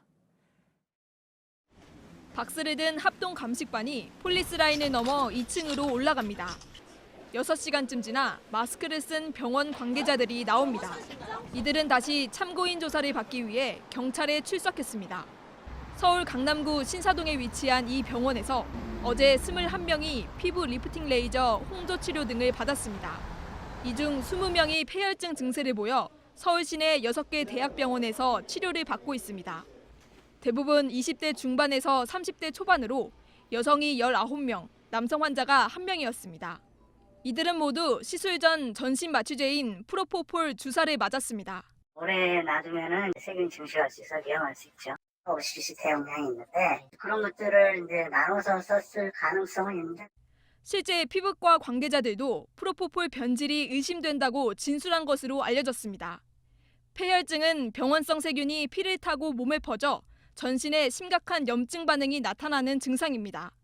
다행히 환자들은 현재 생명에 지장이 없는 상태입니다. 질병관리본부와 경찰은 병원 관계자 진술을 바탕으로 현장 합동감식과 역학조사를 벌였습니다. 경찰은 감식 결과가 나오면 정식 수사로 전환할 계획입니다. JTBC 어환입니다. 네, 많은 분들이 대형 종합병원을 찾는 데에는 의료 서비스가 좀 더 나을 걸로 기대하는 마음이 클 겁니다. 하지만 간호사들이 대리 처방하거나 수술까지 하는 일이 대형 병원에서 벌어지고 있습니다. 이정엽 기자입니다. 서울의 대형 종합병원 전공의 A씨는 회진이 끝나고 나면 등골이 서늘할 때가 많습니다. 간호사들이 전공의 아이디로 서버에 접속해 약을 처방하는 경우를 종종 목격하기 때문입니다. 문제가 발생할 확률도 있는 것이고 실제로 문제가 발생했을 경우에 전공의 것을 만나는 거거든요. 의사로서의 자괴감을 느낄 때도 적지 않습니다. 전공의가 오더를 미리 처방을 되잖아요. 그럼 간호사가 이걸 보고 자기가 고쳐요. 대형 종합병원은 통상 PA로 불리는 진료 보조 인력이 근무합니다. 주로 경력이 오래된 간호사들로 의사들의 진료와 수술도 돕는 역할을 합니다. 하지만 PA들이 보조 역할을 넘어 독자적으로 처방을 내리고 일부 수술까지 맞는 경우가 적지 않은 것으로 드러났습니다. 사실상 무면허 의료 행위를 하는 겁니다. 이제 수술방에 들어오니까 전공의는 수술 기록을 쓰고 있을 때 이제 보조 인력이 배를 잡거나 그런 상황이 있을 수 있는 거죠. 대한전공의협의회가 2천여 명의 전공의들을 설문조사한 결과에도 그대로 확인됐습니다. 약 30%가 무면허 의료인의 처방을 목격했다고 답했고 20% 이상은 무면허 의료인의 수술 행위를 봤다고 답했습니다. 비용 부담 때문에 병원들이 인건비가 비싼 전문의를 충분히 채용하지 않기 때문입니다. 병원들을 대표하는 대한병원협회 관계자도 PA 처방은 공공연한 비밀이라고 인정했습니다. 전공의들은 이 과정에서 의료사고가 발생하는 경우도 적지 않다고 밝혔습니다. JTBC 이정엽입니다. 만민중앙교회 지도자 이재록 씨가 신도들을 상습적으로 성폭행한 혐의로 경찰에 구속됐죠. 이 씨는 혐의를 부인하고 있습니다. 그런데 만민교회 측이 피해자들이 이 씨를 고소하면서 7억 원을 요구했다거나 벌을 받아 암에 걸렸다는 등의 얘기를 퍼뜨리고 있습니다. 경찰은 피해자들에 대한 2차 가해가 심각하다고 보고 이에 대한 수사도 확대하고 있습니다. 최수연 기자입니다. 만민중앙교회의 한 부목사는 최근 신도들을 모은 자리에서 피해자 A씨에 대한 음해성 발언을 했습니다. 피해자 A씨가 다른 남자 부목사와 부적절한 관계였고 이를 빌미로 협박을 일삼았다는 겁니다. 만나가지고 범죄한 그거를 동영상을 찍어놨대. 그래서 그거를 퍼뜨리겠다고 했대. 그러면서 피해자가 이재록 씨를 고소한 이유도 돈 때문이라고 주장했습니다. 목사한테 7억을 요구했대. 근데 걔네들이 돈 떨어질 때가 됐거든. 만민중앙교회를 상대로 소송하면 뭐가 크게 떨어지나 보죠? 경찰은 이를 모두 거짓말로 보고 있습니다. 피해자 B씨는 직접 협박 전화를 받았습니다. 1년 전에 네가 이재록 아파트 갔다는 걸 남자한테 얘기한 저희가 뭐야? 교회 측은 피해자가 이혼 직전이라거나 암으로 시한부 선고를 받았다는 내용도 온라인에 퍼뜨리고 있습니다. 하나님이 내린 벌을 받았다는 겁니다. 경찰은 피해자들에 대한 명예훼손과 협박이 심각한 수준이라고 판단하고 2차 가해 유포자들도 추적하고 있습니다. 또 이 씨에게 성폭행을 당했다는 피해자는 주말 사이에 또 나타나 고소인이 모두 7명으로 늘었습니다.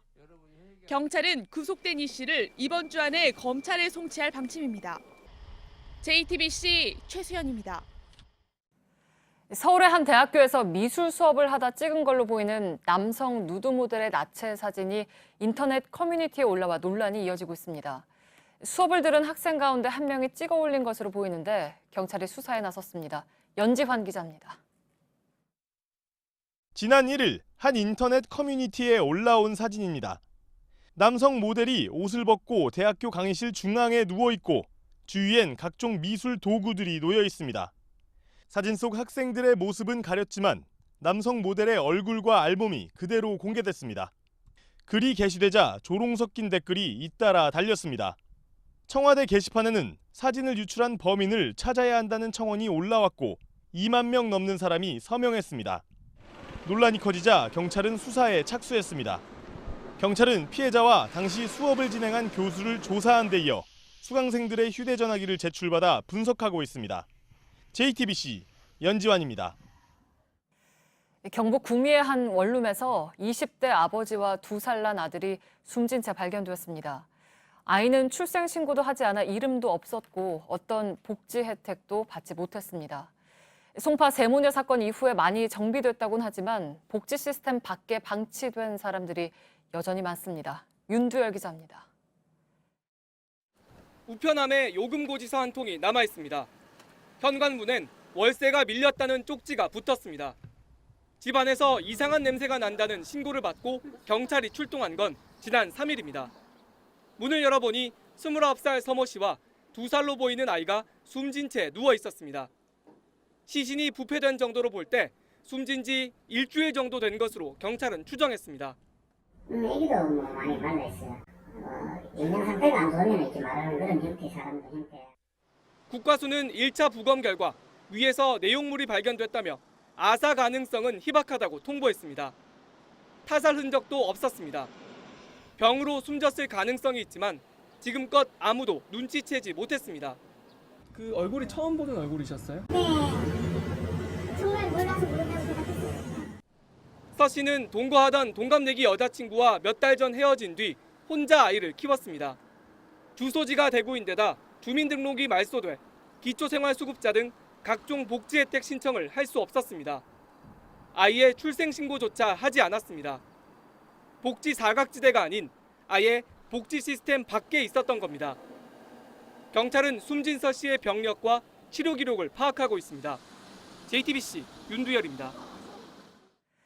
지난 6일 오전 10시 50분쯤 경남 거제시에 있는 관광 모노레일 차량이 앞서 있던 차량을 들이받았습니다.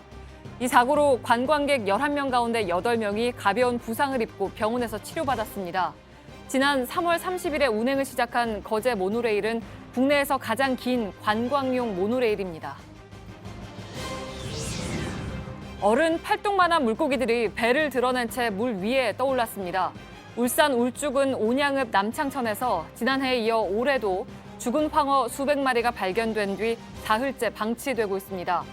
울산시와 울주군은 원인을 찾기 위해서 수질 검사와 질병 검사를 하고 폐사체를 모두 수거하기로 했습니다.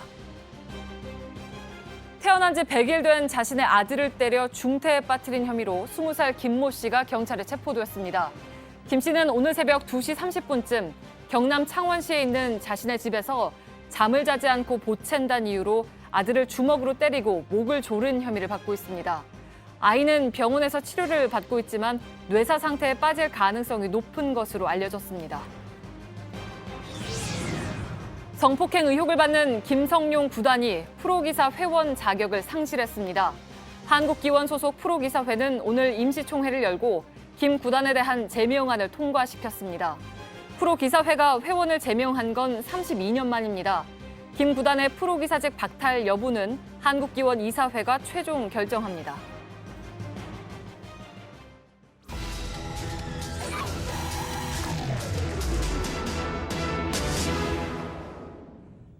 네, 오늘 밀착 카메라는 요르단의 시리아 난민에 대한 이야기입니다. 이 문을 연 지 4년 넘도록 국내외 방송에서 쉽게 접근하지 못했던 곳에 밀착 카메라가 다녀왔습니다.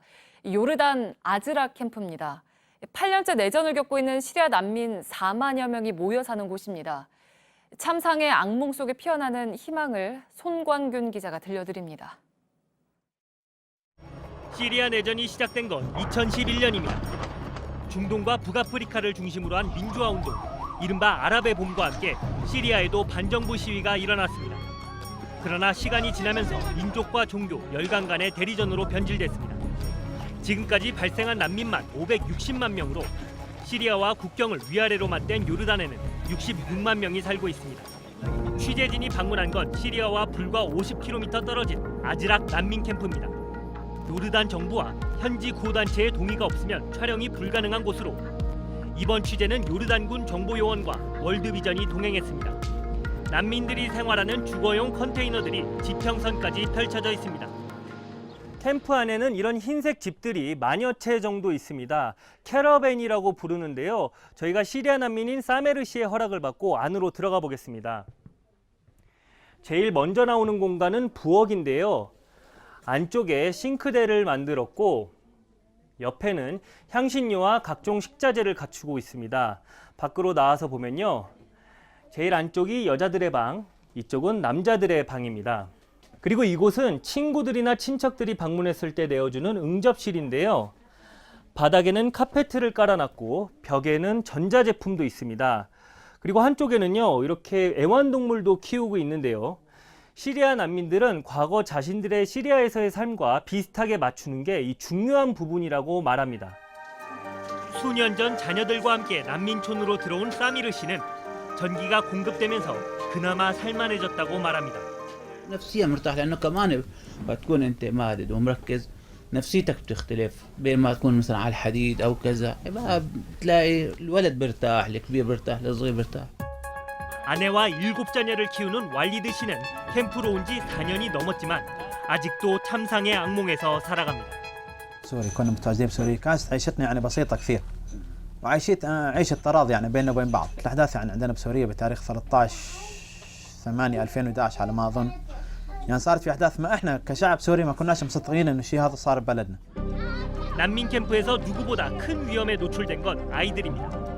아즈락 캠프에 등록된 난민 5만 3천여 명 가운데 절반 이상인 3만 명 정도가 미성년자입니다.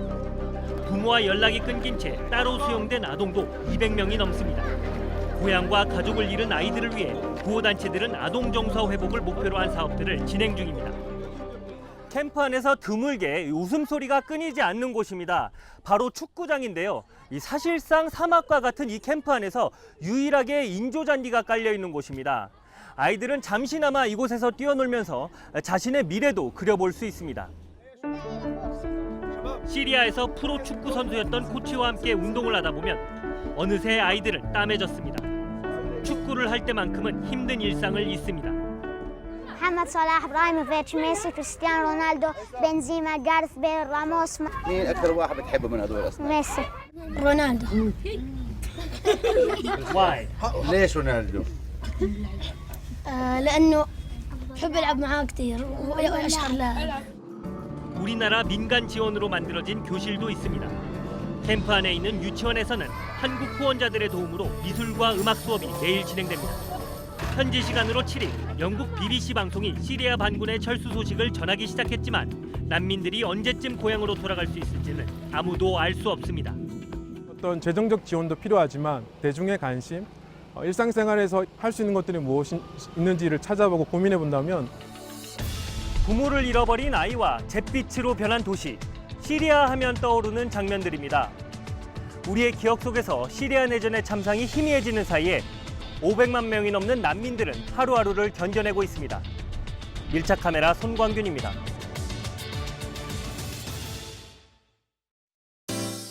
잠깐!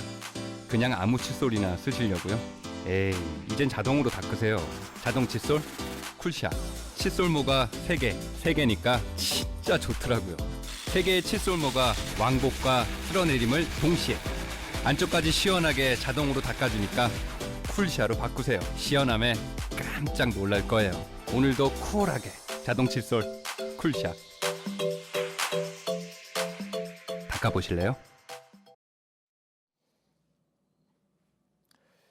예, 시청자 여러분, 오늘 앵커 브리핑은 생략하겠습니다. 준비는 다 했습니다만 워낙 많은 뉴스들이 쏟아져 들어오고 있기 때문에 제가 브리핑 해드리는 것보다는 뉴스를 전해드리는 게 더 나을 것 같습니다. 그리고 미리 말씀드리겠습니다만 팩트체크도 오늘 하루 쉬도록 하겠습니다.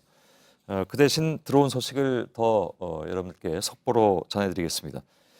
자, 저희가 아까 말씀드렸습니다만 잠시 후에, 그러니까 대략 한 20분 후에는 미중 간의 전화 통화가 이루어지죠.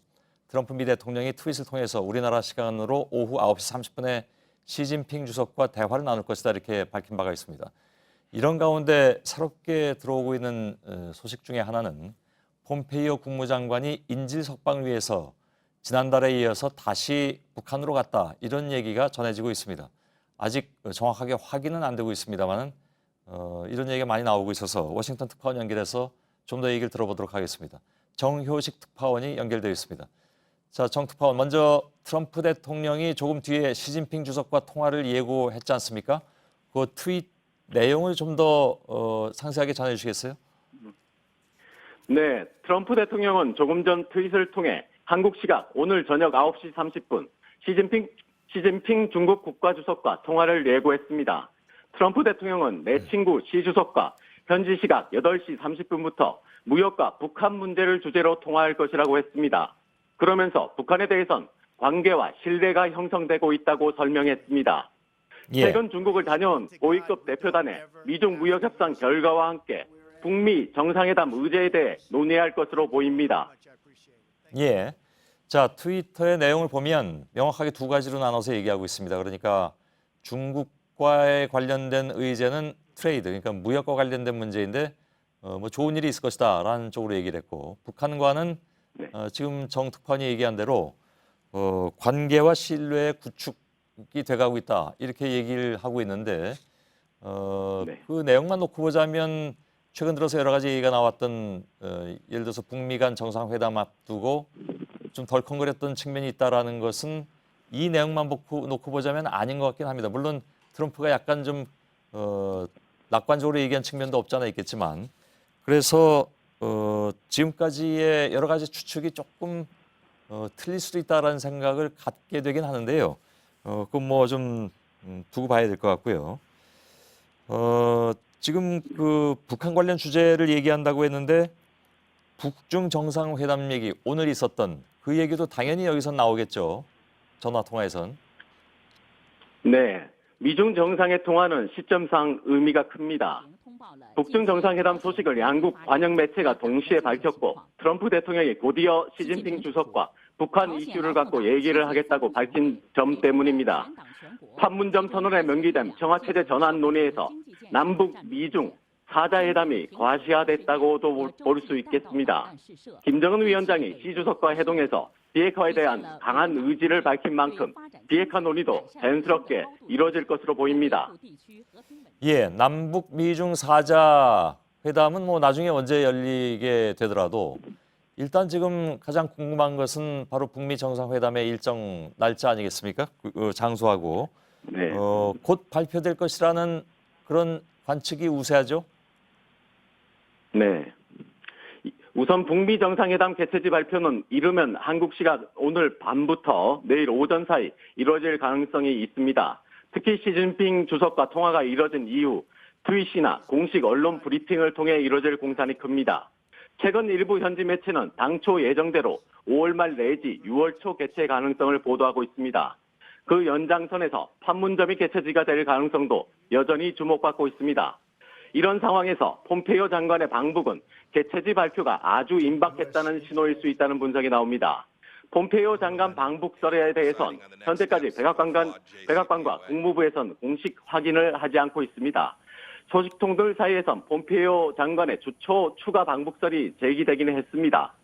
폼페이오 장관은 어제 오후 5시까지는 멕시코 외무장관과 공동 기자회견을 하는 등 일정이 차 있었기 때문에 저녁에 전용기 편으로 출발했다는 얘기가 됩니다. 다만 전날 국가안보회의 관계자는 JTBC 취재진에 억류 미국인 3명의 석방 전망과 관련해서 미국인 인질 정확한 시점은 밝히진 않았지만 인질 석방은 정상회담을 앞두고 북한이 선의를 표시하는 신호로 볼 것이라고 말했습니다. 결과론이지만 폼페이오 장관 추가 방북을 시사하는 것으로도 볼 수 있습니다. 예. 앞서 말씀하세요. 앞서 트럼프 대통령도 지난주 2, 3일 내 결과를 발표할 것이라며 조기 석방을 예고한 바 있습니다. 예. 자, 그래서 폼페이오가 실제로 갔을 가능성이 지금 굉장히 크게 대두가 되고 있는데 그렇게 해서 3명을 데려온다면 북미 정상회담에는 뭐 좋은 신호가 될 것은 틀림없어 보입니다. 알겠습니다. 정효식 특파원으로부터 들었습니다. 청와대를 다시 연결해야 될 것 같습니다. 이번엔 트럼프 미 대통령과 시진핑 주석의 전화통화 소식을 확인해 보고 조금 아까 이제 전해드리긴 했습니다만 그리고 트럼프 미 대통령이 트위터로 올린 내용에 따르면 9시 반에 통화한다고 말씀을 드렸는데 청와대가 이 통화 내용에 대해서 어떻게 전망하고 있는지 좀 알아봐야 될 것 같죠. 자, 이성대 기자. 예, 청와대 입장을 우선 좀 얘기해 주세요. 일단 청와대에서는 트럼프 대통령이 시진핑 주석에게 김정은 위원장의 비핵화 진위가 무엇인지에 대해서 먼저 묻지 않겠냐라고 보고 있습니다.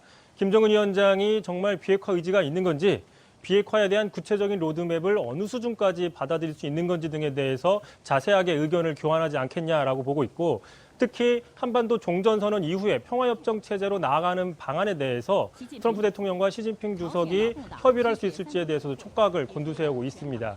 일단 트럼프 대통령은 김정은 위원장을 만났던 문재인 대통령과 전화통화를 해서 김정은 위원장의 입장을 전달받았는데, 이번에 시진핑 주석과도 전화통화로 김 위원장의 입장을 전달받게 되면 트럼프 대통령 입장에서는 최종 조율을 마친 게 아니냐라는 분석을 하고 있습니다. 예. 자, 북미 회담 일정이 미중 통화 전후로 지금 뭐 시간은 거의 다 돼서 통화 이후로 나올 가능성이 그만큼 있다고 봐야 될 것 같은데, 아까 워싱턴에서는 우리나라 시간으로 오늘 밤이나 내일 아침 사이라고 얘기를 했습니다. 혹시 청와대에서 얘기가 나온 게 없습니까? 일단 청와대는 북미 정상회담의 경우에 직접 당사자인 북미가 밝히는 게 우선이다라면서 계속 조심스러운 입장을 견지하고 있지만 발표가 임박했다라는 거는 지금 보고 있는 겁니다. 오늘 오전에만 해도 청와대 같은 경우에 이번 주 초에 발표될 거다라고 공식적으로 밝히기도 했습니다. 지금 북미 간에는 이미 시간과 장소에 대해서는 합의를 끝내놓고 북한이 중국과의 최종 협의를 거친 뒤에 발표할 것을 요청한 게 아니냐 이런 가능성도 지금 거론을 하고 있습니다. 예. 사실상 북중 정상회담이 끝난 만큼 더 이상 북미 정상회담의 시간과 장소에 대해서 지연할 필요가 없다는 게 청와대의 설명입니다. 예, 알겠습니다. 자, 일정 발표가 되면 저희들이 뉴스 끝난 다음에도 바로 속보로 전해드리도록 하겠습니다. 이성대 기자 수고했습니다.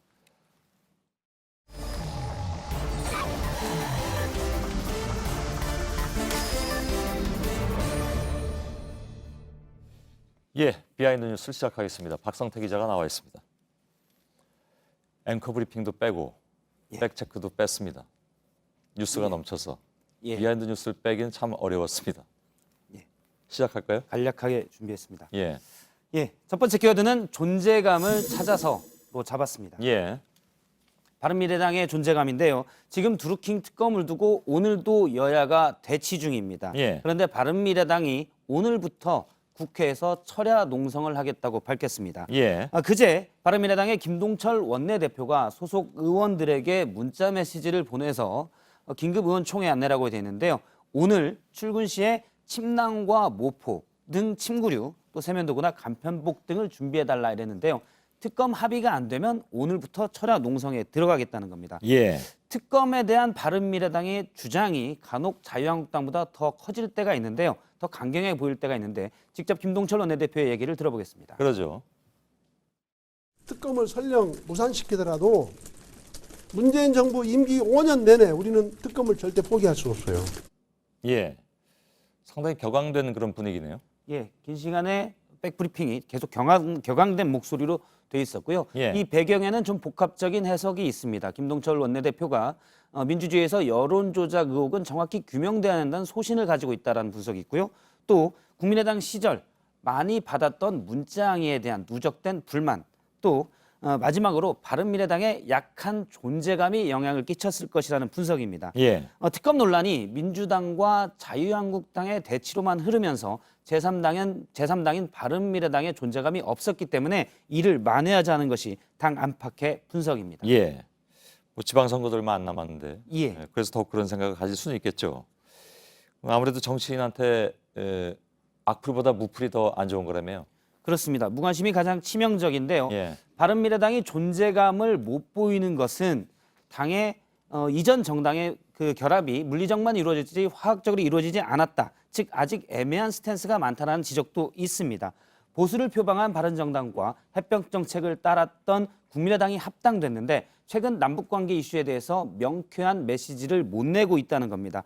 또 이른바 개파에 대한 갈등도 남아있는데요. 오늘 상징적인 사건이 하나 있었습니다. 옛 국민의당 출신인 안철수 서울시장 후보가 오늘 출근길 인사를 하려고 서울시청역을 찾았는데 길이 막혀서 예정 시간보다 40분이 좀 늦었습니다. 예. 출근 시간을 놓쳐서 인사는 취소됐는데요. 안철수 후보와 한때 지역구에서 맞붙었던 지금은 같은 당 출신인 이준석 당협위원장이 소셜미디어에 관련 기사를 올리면서 남의 일 같지 않은 게 상계동 살다 보면 이런 일이 종종 있다. 해당 지역구인데요. 종종 있다고 밝혔습니다. 그래서 미리 준비하고 좀 일찍 나가지 않으면 돌발 변수 때문에 지각하는 일이 많다라고 얘기했는데요. 본인은 지각을 2번밖에 하지 않았다고 하면서 사실 어떻게 보면 직접 표현하진 않았는데 안철수 후보가 지역 사정을 잘 모르는 것 아니냐라는 말을 내포하고 있습니다. 예. 그래서 안철수계에서는 바로 저 소셜미디어에 올린 글에 대해서 비판을 하기도 했습니다. 예. 다음 키워드 볼까요? 네, 다음 키워드는 전임자 부정평가로 잡았습니다. 뭡니까 이거는? 오늘 관훈토론회에서 경남지사 후보인 민주당의 김경수 의원과 자유한국당의 김태호 전 의원이 맞붙었는데요. 특색이 있다면 김경수 후보는 문재인 대통령과의 15년 인연을 강조하면서 힘있는 도지사론을 펼쳤는데요. 반면 김태호 후보는 홍준표 대표, 전임 경남도지사이기도 한데요. 대표는 좀 거리를 두는 모습이었습니다. 예. 이 거리 두는 모습을 잠깐 들어보겠습니다. 전부터 그랬잖아요. 예. 이번 선거가 홍준표 도정을 평가하는 선거는 저는 아니라고 생각합니다. 예. 전임자로 평가를 하면 내게 이로울 것이 없다라는 인식이 바탕이 됐고요. 사실 어떻게 보면 전임자에 대한 부정평가를 바탕에 깔고 있다는 해석입니다. 예. 이미 홍준표 대표의 주장들에 대해서 너무 많이 나갔다라고 언급한 바는 있죠. 예, 그래서 오늘 토론회에서도 관련 질문이 좀 많이 나왔습니다. 예. 홍준표 대표의 여러 발언들에 대해서 어떻게 생각하느냐라는 질문들이 패널들에게 나왔었는데요. 김태호 후보는 계속 거리를 두면서 보수를 지키기 위해서 출마했다라는 주장을 반복을 했습니다. 예. 그러자 김경수 후보가 그렇게 보수를 지키기 위해서 나왔으면 홍 대표 말고 김태호 후보가 자유한국당을 맡으시는 게 어떠냐라고 물었습니다. 여기에는 이제 도지사 출마 말고 당대표를 맡으라는 얘기인데요.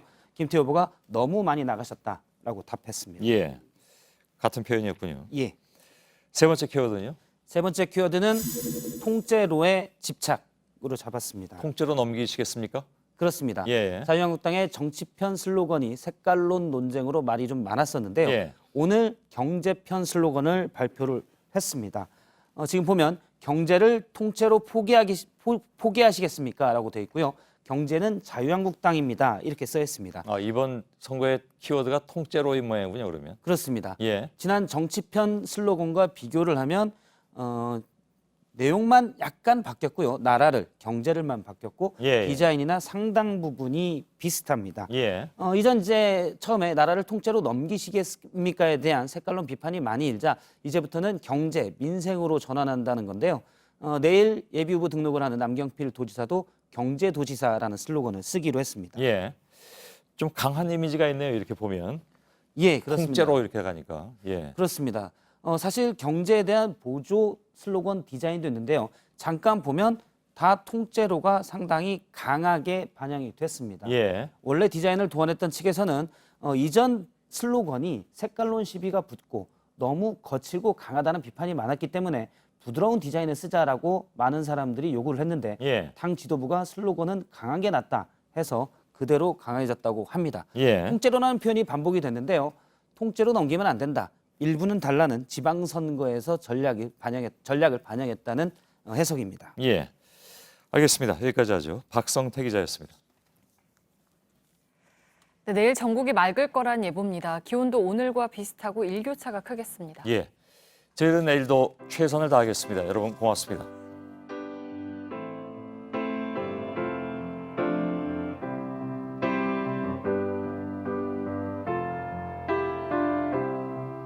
When I find myself in times of trouble, Mother Mary comes to me, speaking words of wisdom, let it be.